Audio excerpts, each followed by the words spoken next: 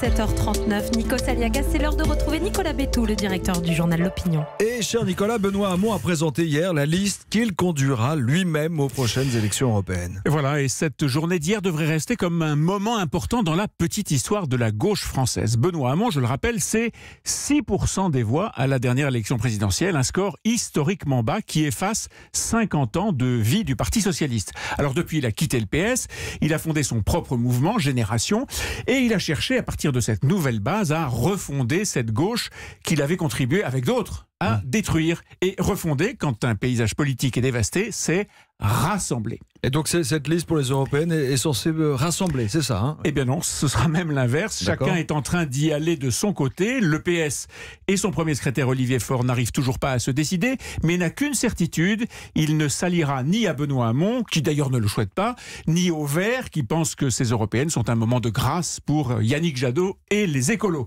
Quant à Jean-Luc Mélenchon, son mépris pour tout ce qui ne procède pas de lui interdit tout rapprochement. Alors il reste les communistes qui justement font le choix de rester tout seuls. Donc gauche totalement éparpillée. Façon puzzle, voilà, exactement, avec des scores terribles. Tous les sondages actuels s'accordent sur un point.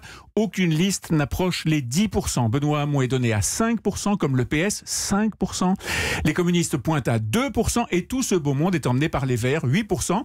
Et la France Insoumise, 8% aussi, c'est-à-dire plus de 10 points en dessous du score de Jean-Luc Mélenchon à la présidentielle il y a 2 ans. Si on fait le compte, ça donne quoi de tous ces petits pourcentages? C'est moins de 30%. Voilà, c'est ça. Jamais la gauche n'a été aussi faible depuis la Deuxième Guerre mondiale. Alors, il y a bien des tentatives de renfort de la part d'intellectuels comme l'essayiste Raphaël Glucksmann et son mouvement Place Publique. Un mouvement d'ailleurs très symptomatique de ce qui se passe à gauche en ce moment. Il se décrit comme citoyen, écologiste et solidaire. 3 mots qu'on retrouve un peu partout dans les autres listes. Si vous regardez le profil des candidats, en effet, on s'aperçoit qu'un nombre très important d'entre eux vient des rangs des ONG. La tête de liste de la France Insoumise était porte-parole de l'organisation Oxfam. À côté d'elle, il y a une femme qui a écrit un livre sur le scandale des EHPAD. C'est son domaine. Chez Benoît Hamon, on trouve le patron du SAMU social de Paris et l'ancienne présidente de Médecins du Monde. Eh bien, cet OPA des ONG sur les listes, c'est aussi le symptôme d'une grande perte de repères des partis politiques.